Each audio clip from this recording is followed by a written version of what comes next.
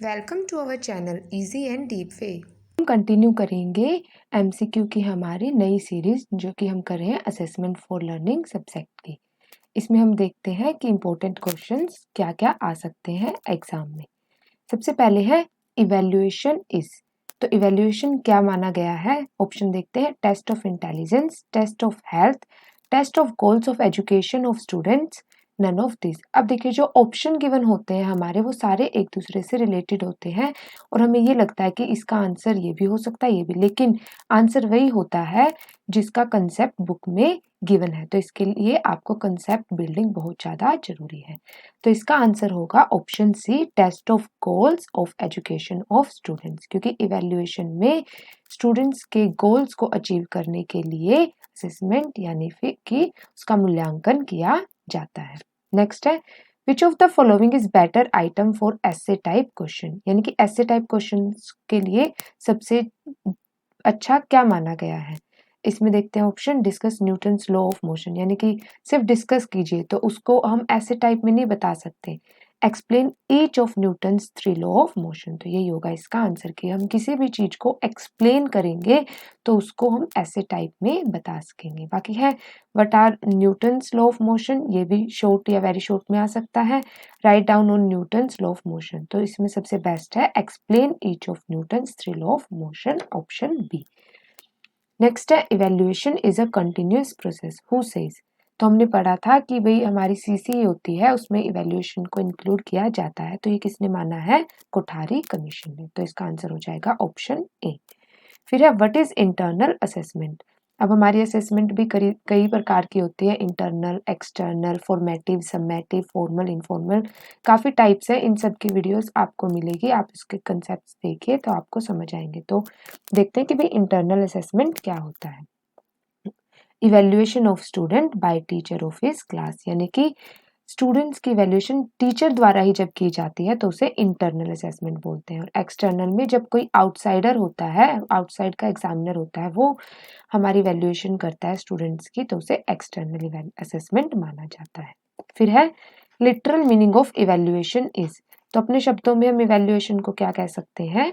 Assessment, क्योंकि assessment में भी हम क्या करते हैं? मूल्यांकन, यानी कि चीज़ों को ग्रेड देते हैं, स्कोरिंग करते हैं, मार्क्स देते हैं, उसके थ्रू हम असेस करते हैं। तो लिटरल मीनिंग क्या होगा इसका? Option A, assessment.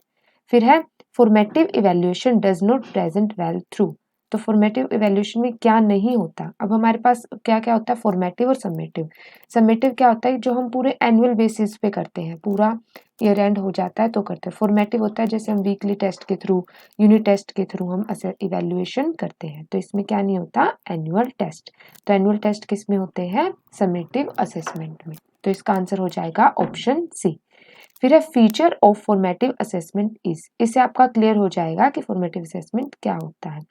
तो it is the most traditional way of evaluating the students work. तो ऑप्शन डी इसका आंसर हो जाएगा कि हम बच्चे के काम को, उसकी परफॉर्मेंस को बिल्कुल अच्छे से कैसे एनालाइज या फिर इवेल्युएट करते हैं, वही होता है हमारा फॉर्मेटिव असेसमेंट। ठीक है। नेक्स्ट है इसमें मेथड्स ऑफ कॉम्प्रिहेंसिव इवेल्युएशंस आ रही है। हमने पढ़े थे कि कॉम्प्रिहेंसिव इवेल्युएशन के मेथड्स देखते हैं। रिटन एग्जामिनेशन, बिल्कुल। ओरल एग्जामिनेशन, ये भी होता है। इंटेलेक्चुअल एग्जामिनेशन, ये भी होता है। और भी बहुत सारे होते हैं इसके, जैसे चॉइस बेस्ड एग्जामिनेशंस और ओपन बुक एग्जामिनेशन, तो ये सारे होते हैं। तो इसका आंसर हो जाएगा ऑप्शन डी। फिर है what is included in evaluation of educational achievement. तो एजुकेशनल अचीवमेंट में क्या इंक्लूड होता है देखते हैं। सब्जेक्टिव वैल्यूएशन, बिल्कुल। ऑब्जेक्टिव वैल्यूएशन, बिल्कुल। शॉर्ट आंसर टाइप क्वेश्चन, बिल्कुल। तो इसका आंसर हो जाएगा ऑप्शन डी। नेक्स्ट है aim of the education. Education का क्या एम माना गया है? ये वही है, सब कुछ इसमें लगता है कि भाई हाँ, हमारा आंसर ये भी हो सकता है कि प्रोवाइड इंफॉर्मेशन भी हो सकता है, डेवलप रिलीजियस फीलिंग्स भी, ये भी। लेकिन आंसर हमारा क्या होगा? ऑप्शन सी, क्योंकि ये कंसेप्ट बताया गया है कि हमें सोशल एजम्पशंस को देखना है कि सोसाइटी में किस तरह का बिहेवियर होता है और उसको कैसे एक्सेप्ट किया जाता है। तो to develop behaviour according to social assumptions, तो ऑप्शन सी इसका आंसर होगा। नेक्स्ट है best education program is that which. तो जो एजुकेशन होती है उसको कब बेस्ट माना जाता है? जब it is based on ability of student, बिल्कुल। Based on need of student, बिल्कुल स्टूडेंट्स की ज़रूरतों को भी पूरा करे। Based on interest of students, और स्टूडेंट्स उसमें अपना इंटरेस्ट भी दिखाए, तो इसका आंसर हो जाएगा ऑप्शन डी। फिर है Which of the following is not the tool for formative assessment in scholastic domain? तो हमारे दो डोमेन होते हैं, स्कोलास्टिक और को स्कोलास्टिक। तो इसमें अलग अलग फॉर्मेटिव असेसमेंट्स के टूल बताए गए हैं जिसको हम स्कूल के अंदर और आउटसाइड द स्कूल के अंदर परफॉर्म करते हैं। तो इसमें से कौन सा स्कोलास्टिक में नहीं इंक्लूड होता? ये होगा MCQ कि मल्टीपल चॉइस क्वेश्चन होते हैं, ये स्कोलास्टिक में नहीं, को स्कोलास्टिक में होते हैं। तो ऑप्शन सी इसका आंसर होगा। नेक्स्ट है evaluation is compared some items with. तो इवेल्युएशन को किसके साथ कंपेयर माना गया है? एग्जामिनेशन के साथ, क्योंकि एग्जामिनेशन के ही थ्रू हम बच्चे की परफॉर्मेंस को इवेल्युएट करते हैं, उसको मार्क्स देते हैं, ग्रेडिंग देते हैं, स्कोरिंग के थ्रू, परफॉर्मेंस एनालिसिस के थ्रू हम उसकी इवेल्युएशन करते हैं। तो ऑप्शन बी इसका आंसर होगा।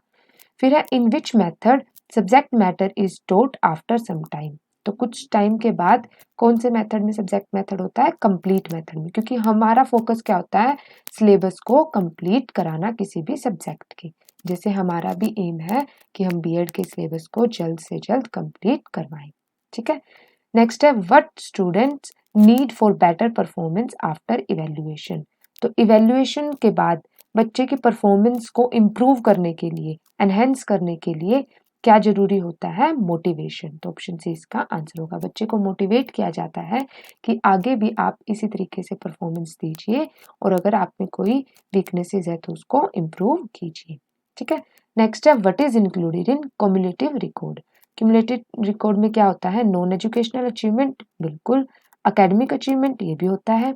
Related to personality of student, तो ऑप्शन डी इसका आंसर होगा, क्योंकि वो रिकॉर्ड जो पूरे साल की परफॉर्मेंस को, जिसमें हर एक उसकी एक्टिविटीज़ को रिकॉर्ड किया जाता है, चाहे वो स्पोर्ट्स के अंदर है, चाहे वो स्टडी के अंदर है, आर्ट्स एंड क्राफ्ट, ड्राइंग, किसी भी चीज़ के अंदर है, तो उसके सारे रिकॉर्ड को कम्युलेट यानी कि इकट्ठा करके एक परफॉर्मेंस एनालिसिस तैयार किया जाता है। ठीक है। नेक्स्ट है how a teacher help in evaluation teaching activities. कैसे हेल्प करता है teacher? To provide education, to take exams, to measure personality, या फिर to give sequence and logical sequence. देखिए अब इसका आंसर कोई भी हो सकता है, लेकिन इसका जो एक्यूरेट आंसर है उसमें टीचर क्या करता है? बच्चे की पर्सनैलिटी को मेजर करता है। तो ऑप्शन से इसका आंसर होगा। ठीक है। बाकी के सारे क्या होते हैं? ये इवेल्युएशन के टाइप्स में आ जाते हैं। ठीक है। फिर है what is the aim of evaluation. Evaluation का क्या एम होता है? इससे पहले हमने पढ़ा था कि एजुकेशन का क्या एम होता था कि भाई हर एक को सोसाइटी के अकॉर्डिंग उसके बिहेवियर को डेवलप करना, और इवेल्युएशन का एम होता है कि जो एजुकेशन का एम होता है वो तो होता ही होता है, टीचिंग एक्सपीरियंस भी इंक्लूड होता है इसमें, और मीन्स ऑफ इवेल्युएशन। तो मीन्स यानी कि कौन कौन से साधन यूज होते हैं, ये हमने ऑलरेडी पढ़े थे कि हमें कैसे अपने गोल्स को अचीव करना है, उसके लिए कौन से ऑब्जेक्टिव्स या ऑब्जेक्ट्स यूज होते हैं। तो इसका आंसर होगा option D, all of the above.